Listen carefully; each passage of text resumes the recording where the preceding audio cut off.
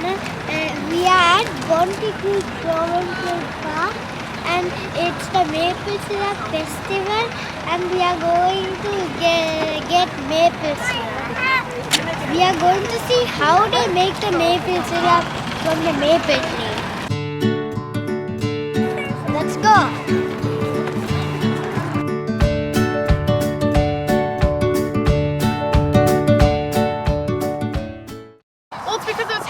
In its location. Here at Bronte Creek, we are one of the best locations in the world that can produce maple syrup, or to produce sap that we make into maple syrup. So if you look at this red section on the map right here, this red section has just like the right type of climate and the right type of trees that grow, so maple trees, that we make, that create sap and then we make it into maple syrup. So this typically, but now that we actually know kind of what trees make the sap, how do they actually make it? So they use it during a process called photosynthesis. They take the sunlight, the water from the ground, and the CO2 that we're breathing out right now to make this awesome thing that we like to call sap. In other words, it's the tree's syrup or it's the tree's food. So this typically happens during the spring and the summertime, and then as the weather gets a little bit more colder, the trees tend to go dormant. I'm now going to show you how they actually collected the sap during this season. Now that we know where sap comes from and how it's actually made, how do we actually collect it for ourselves? Well, that's what I'm going to be teaching you right here. We use a method called tapping. It's basically where we get a spile, not a file, not a mile, a spile, a hammer, we tap it in the tree, and then we put a bucket on it. It gets a little bit more complicated than that. The first step is actually identifying if we can tap the tree. The tree has to be 25 centimeters wide before we can even put a singular bucket on it or one spile on it. After that, it goes after 12 centimeters. So it's typically 25 centimeters, 37, and so on. The most a tree can have is 4 buckets or 4 spiles.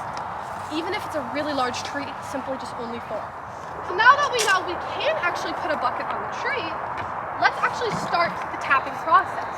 First, we actually got to drill a hole on the tree. So now you would, in modern days, you would typically use a regular drill. I'm assuming most of you have one or seen one. But this is a more traditional method of a bit and a brace, it's called. So we're basically just going to find an empty spot on the tree, just kind of here works. You're going to kind of put pressure on it and you're just going to basically start turning. Now I'm going to slightly turn this at an upward angle because the upward angle almost acts like a ramp for the sap to go down. And we're just going to screw until it's between like 1 inch and 3 inches in. 3 inches is the most that you want to screw into a tree.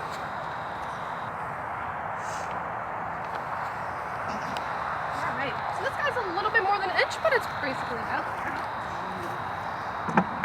Alright, so now we're actually going to start tapping. So this is the spile, and we're going to put it into the hole that we made. I believe it was this. Sorry, I lost the hole as you can tell. We'll just put it into a hole. So I'm just going to tap it on this part of the spile right here, because if we tap it here, it's going to actually bend the metal. That's not what you want to happen. So just for this demonstration, I'm just tapping it in slightly, just because you don't want to get it stuck in the tree. But normally you would just tap it in a little bit more than that. And now, because with the hook, we're just going to put the bucket on it. And that's basically all you do. Some buckets do have a lid to cover it up to make sure no like dirt or anything flies in there. And that's basically the most part about it.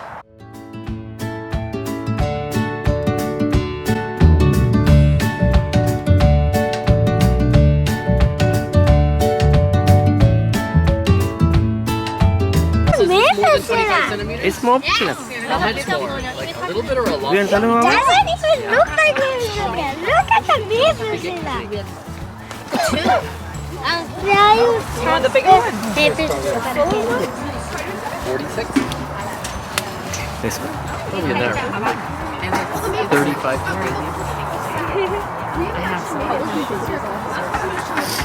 They tap this from this in the tree to get maple syrup in the bucket.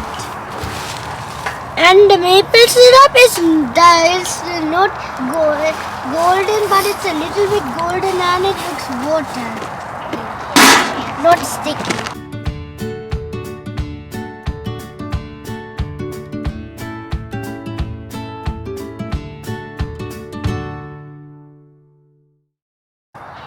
Now this method started 300 years ago by the indigenous peoples. We know they made maple syrup much earlier than that. We're just not quite sure when. 300 years ago is the only time we know, because that's when the Europeans came into Canada, and that's when they discovered this method. So this method is called the hollow log method. Now, I'll go over here just so more people can see me. So this method is called the hollow log method. They didn't have the right materials to actually put something over the fire.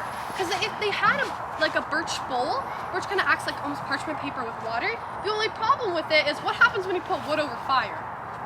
It burns, yeah. Another method they had a lot of clay. The only problem with it could technically work if the bowl was made very well. However, it cracks, and clay can even get explosive if it's really not done right and if it's just not taken care of properly. So it just wasn't the best method. Now, anyone can guess to me what will happen when I put the rock in the actual sack? Any guesses? Let's find out. Yeah. It's hot rock, So right? they would actually do multiple of those rocks every time. This method would actually take 24 hours to do. That is a long time of mending, keeping the fire going, transporting rocks back and forth from the sap to the fire. And that would only make 1 liter of maple syrup anyways. The indigenous people use the hollow tree method to boil the maple syrup. We are going to the next step. Now they boil the maple syrup like this. Happening in 12 hours. One batch would make 12 hours, but it's just a lot more efficient than only getting 1 liter of maple syrup in 24 hours. So I can actually show you guys kind of what it looks like. So this would be the first pot. Sorry guys, the smoke. This is when it'd be a lot of water still. This still has a lot of time to actually boil down. The sap that we collected from the trees is colorless, and when we boil it, it turns brown. Oh, we just have the sap. Just the sap. That's it. It just not completely sap. Nothing is ever added in to make maple syrup. It's just simply sap boiled down. The reason it gets the darker color because as it boils down, it's just. We saw 3 types of methods how to boil the sap in to make it maple syrup. Did you have fun? Yeah. Yeah, perfect. Bye, guys. Yes. Now, to make maple syrup, they use modern maple syrup evaporators.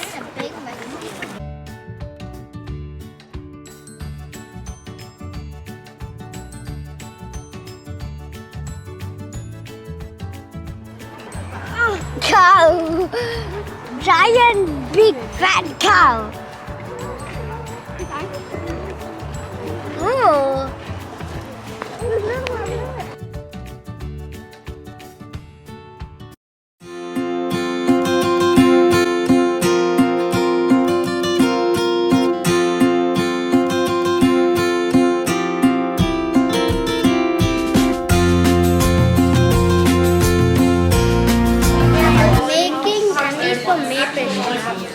Only this time of year.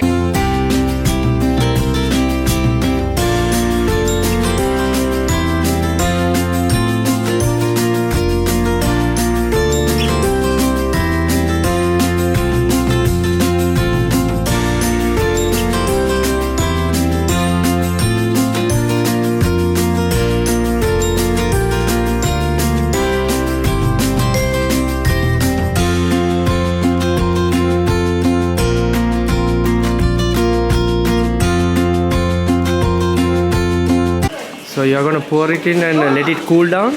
So this is the cooling process. The Oh, stirring okay. is the cool down process, and once it gets to a thicker, more granulated material, then we pour it in there. Okay. And then it'll take about 15 more minutes before it hardens, and it'll look like one of those candies on the plate right there. Oh, okay.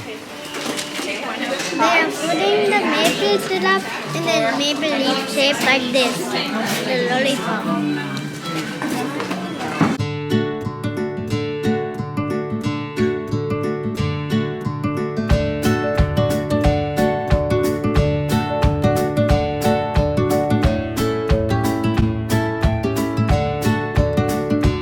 Tastes like maple. maple syrup. It's very tasty.